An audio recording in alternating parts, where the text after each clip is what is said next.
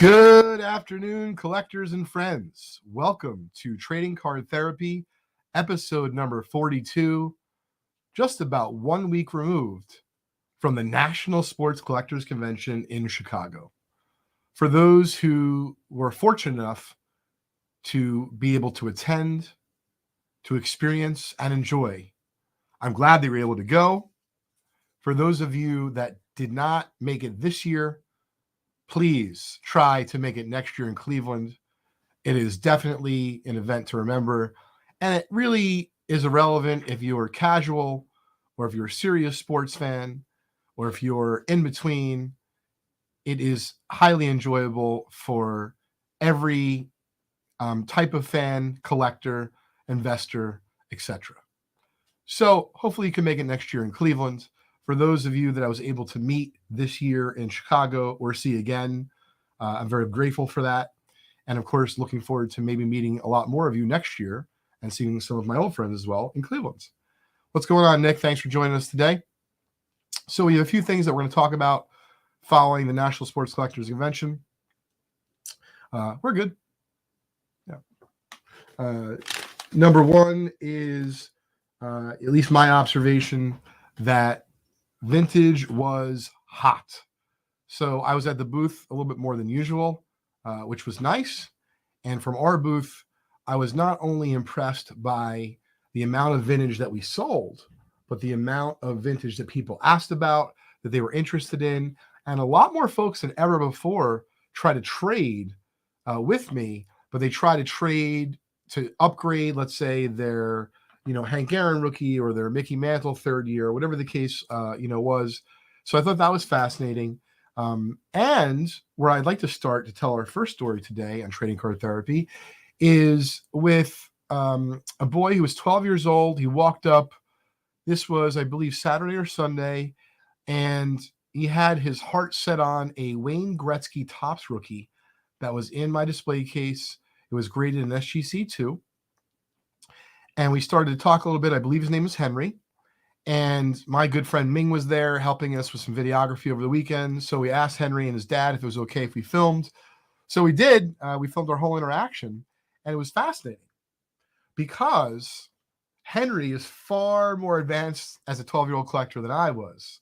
He definitely knew that vintage was where it was at. And even though I knew a little bit about vintage cards growing up, I certainly didn't have the foresight and the discipline that he did to be collecting. So anyway, before we got into the Wayne Gretzky rookie, he told me about his big trade at the National. Is he had a second-year Hank Aaron, 1955 Topps, graded SGC4. He traded that, and I believe maybe another card or two of less consequence and potentially some money. Excuse me. And he traded up for his first ever Hank Aaron rookie. It was graded PSA 1, and it had a lot of the attributes of a PSA 1. Henry did not care. He was gleaming. I was really happy to hear the story. And we then kind of segued into this Wayne Gretzky rookie. So he was out of cards to trade, and he made me an offer. So, everyone kind of has their own way of, making an offer. So he said comps, and, I wanted to be, of course, kind to him. And, some people, the word comps gets people crazy.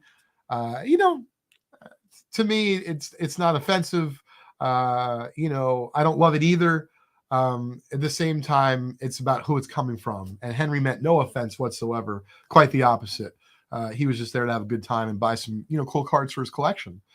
So when he made me an offer and he said it was off the last comp, and I said, well, Henry, you're giving me like a great underhanded softball pitch here to take a moment to maybe share with you how I think about pricing.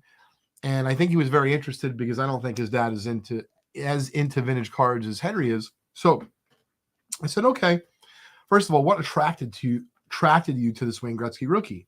He said, well, it's graded. It's affordable. Most of the ones I see that are graded that are, that are lower end are just a little bit out of my price range. And we like to price it, pretty fairly. I think the price was, maybe $600 or $650. I don't quite remember. And I think he made an offer of, $520. And I tried to show him that comps is one way of looking up what you think a value of a card is. but I also encouraged him that when you're looking up the value of the card, to try to think about, not that eBay is the end-all be-all, because it clearly is not. And with Mascot coming into the mix, I believe more people are going to be able to push out their inventory, even as a collector, for sale to these different marketplaces. So if you haven't checked out Mascot, please do. I'm hopefully going to have Ezra on a future episode of Trading Card Therapy or Leighton's Loft. But I was on a recent episode of Jeremy Lee's show with Ezra and got to ask him a bunch of good questions on Mascot. Seems like a fantastic platform. Anyway, regardless, we just looked at eBay and I said, all right, so you realize it's probably not that easy to find low-grade Wayne Gretzky rookies at a reasonable price. This one was a 2. It was a reasonable-looking 2.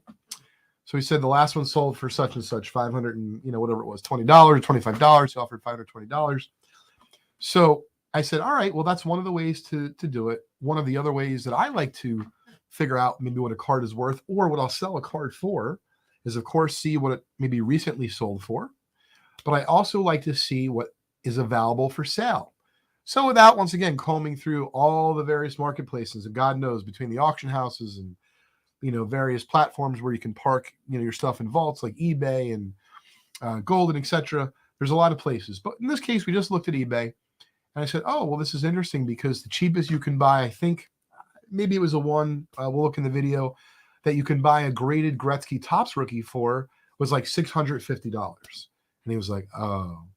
So I said, don't worry, Henry, I was in a deal-making mood and the kid was really as cute as possibly could be. And hopefully, God willing, one day when my son Crosby is 8 and 4 more years, if he's an avid collector, maybe a dealer is going to be as kind to him as I tried to be to Henry and his family. So I explained to him that, I think the card might be a little bit more than you're making an offer for. And I said, is it okay if I counter you? And of course, he said, sure. Now, keep in mind, I knew I was going to do a deal with him no matter what, just because he was really everything that you love about the hobby. And in terms of, folks don't know if young kids are really into vintage. Well, I mean, this is proof, right in front of me. So anyway, I told him that I would sell it for $530. And he quickly said yes. And then we actually gave back 10 of the dollars because really we were okay with $520, which was his original offer. And we told his dad to buy them ice cream. But nonetheless, we were able to put one of the greatest hockey players, if not the greatest hockey player of all time. And I asked him why he wanted Gretzky's rookie. And that's what he said, because he's the greatest hockey player of all time. So it's really amazing to think that there's an avid sports fan out there who not only understands the history of the respective games, but is also taking note and trying to, parlay some of the lawn money, allowance money, and maybe some of his cards, into grails like a Hank Aaron rookie, like a Wayne Gretzky rookie. So I wish I had that foresight when I was 12 years old. So here's to you, Henry. Really great job working on your collection. It was a pleasure to meet you and your family. And I'm glad that we were able to work out a deal. So I hope you're still loving your Wayne Gretzky rookie and your Hank Aaron rookie just as much as you did last week at the National, but I'm sure you are. And look forward to hopefully seeing you and many other kids like you next year in Cleveland. And I don't know if it'll be next year or the year after, but soon enough, my son Crosby will accompany me to the National and hopefully going to meet a lot of your kids at the show. So that's my first thing I wanted to cover today.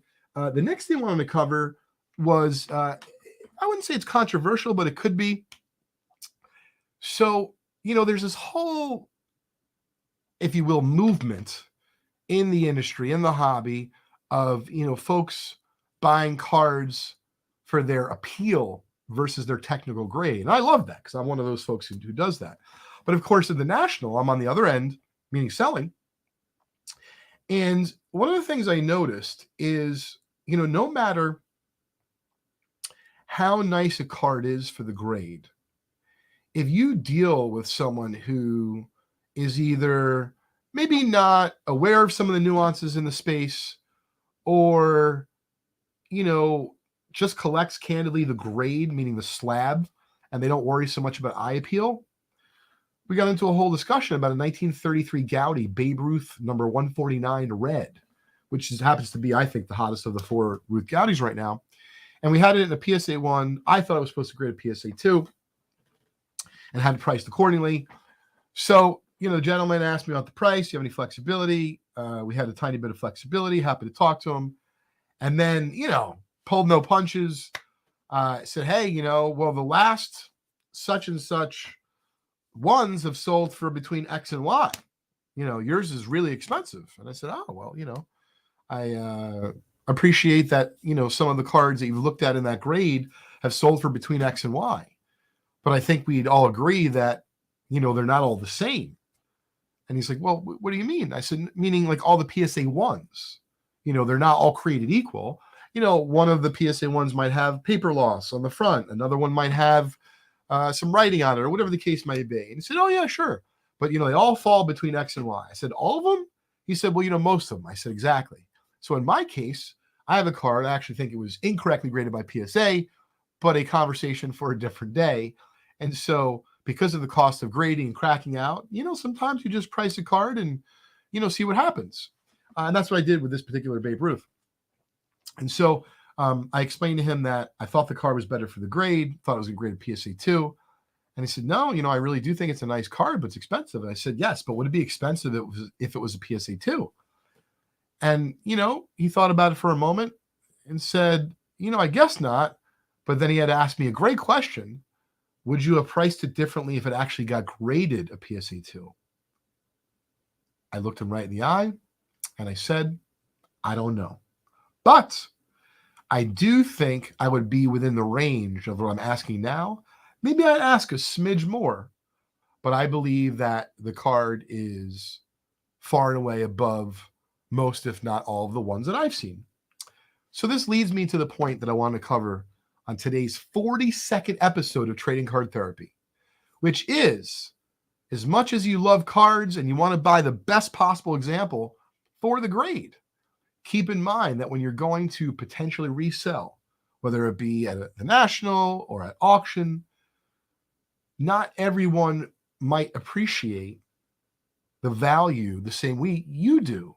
So they might say, well, a 1 or a 6 of that card is never sold for such and such. I'm not going to pay you that. And so, of course, you say, well, I appreciate it, but I'll respectfully decline. And then, they try to get into a further discussion with you. And you simply say, hey, I think the card is nicer than the grade indicates.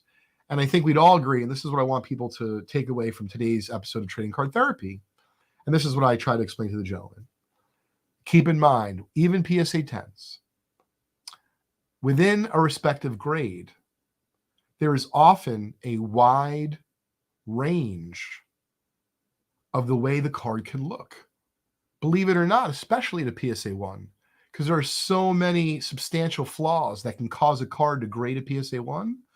I think we'd all agree that not all PSA 1s are created equal.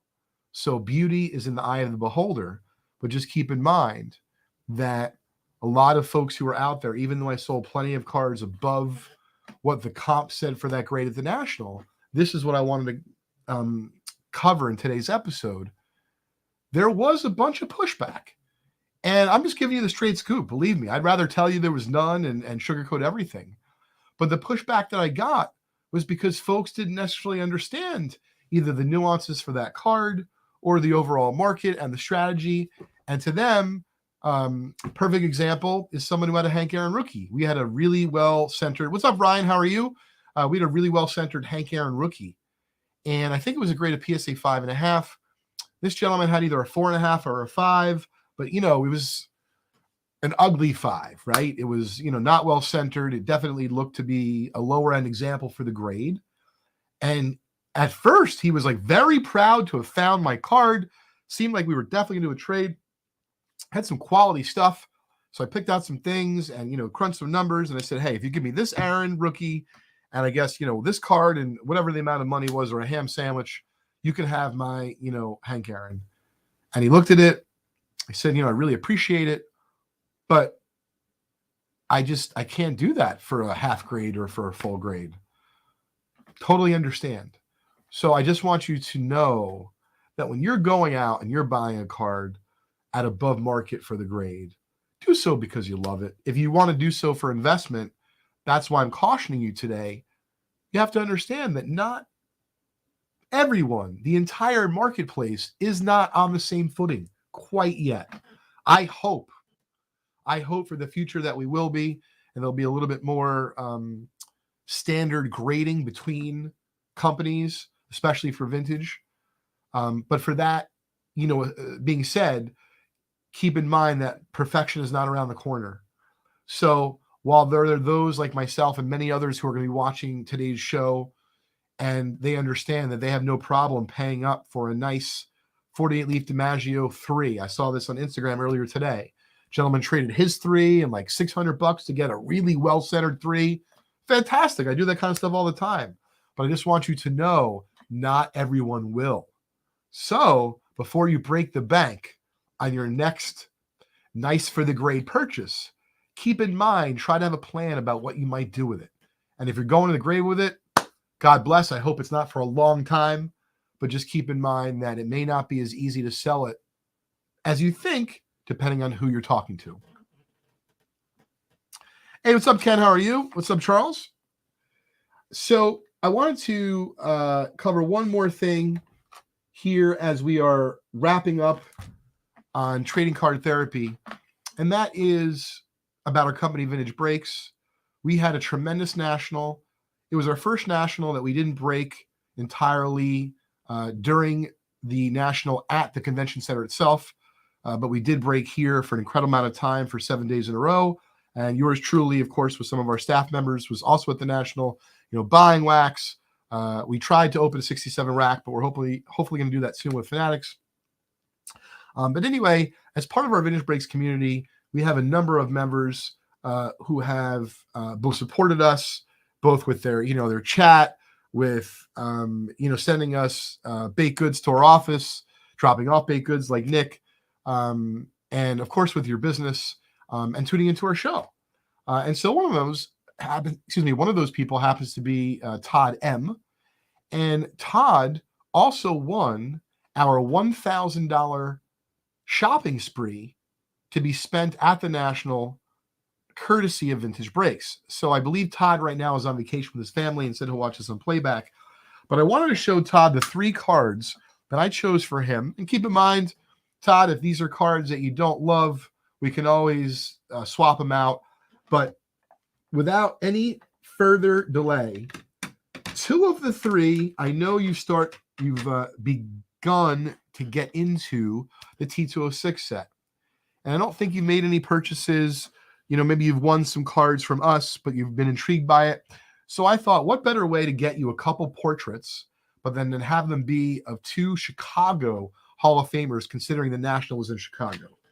So the first one is, and he's got a great baseball story, Todd. If you'd like to read about it or anyone else, just Google 3-finger Mordecai Brown. It is a Piedmont 150 back. Really nice for the grade. I mean, the card looks VG to me, Todd, which is what drew me to it. So without further ado, let me switch the camera. Here is card number 1.